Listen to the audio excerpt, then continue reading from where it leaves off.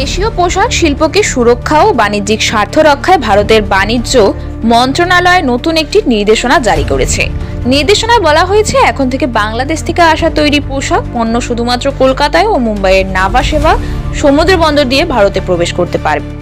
এই সিদ্ধান্তের ফলে সীমান্তবর্তী স্থলবন্দরগুলো যেমন পেট্রাপোল, চ্যাংরাবান্ধা, বোনাপোল ইত্যাদি দিয়ে এসব আমদানিকৃত পোশাক আর প্রবেশ করতে পারবে না। দেশীয় উৎপাদন খাতকে বাঁচাতে কৌশলগত পদক্ষেপ। বাণিজ্য মন্ত্রণালয়ের ঘনিষ্ঠ সূত্র জানিয়েছে, দেশে তৈরি পোশাক শিল্প বহুদিন ধরে চাপের মুখে রয়েছে।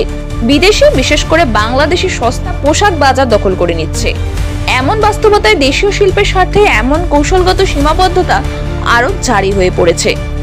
অর্ডারলি ট্রেড নিশ্চিত করতে এই পরিবর্তন। সরকারি ভাষ্য অনুযায়ী এটি কোনো নিষেধাজ্ঞা নয়, বরং অর্ডারলি ট্রেড অর্থাৎ শৃঙ্খলিত ও নির্ধারিত পথে বাণিজ্য পরিচালনার অংশ। সমুদ্র বন্দর দিয়ে পণ্য প্রবেশ করালে শুল্ক যাচাই ও মান নিয়ন্ত্রণ সহজ হবে, যা ভোক্তা সুরক্ষা এবং স্বচ্ছ বাণিজ্য প্রক্রিয়ার জন্য অপরিহার্য। সীমান্ত নিরাপত্তা এবং চোরাচালান রোধের বিষয়েও বিবেচনায় স্থলবন্দর দিয়ে আসা অনেক পণ্যে মান নিয়ন্ত্রণ ও পরিমাণ নির্ধারণের জটিলতা দেখা দিচ্ছিল। এই সুযোগেই কিছু অসাধু ব্যবসায়ী চোরাচালান ও শুল্ক ফাঁকির পথ খুঁজছিলেন। নতুন এই নির্দেশনা এসব অনিয়ম রোধে কার্যকর ভূমিকা রাখবে বলে মনে করছেন প্রশাসন।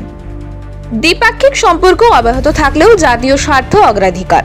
ভারত বাংলাদেশের দীর্ঘদিনের বাণিজ্যিক ও কূটনৈতিক সম্পর্ক থাকলেও জাতীয় শিল্প ও অর্থনৈতিক নিরাপত্তার প্রশ্নে ভারত আপোষ করতে রাজি নয় বলে জানিয়েছেন একজন সিনিয়র নীতি নির্ধারক।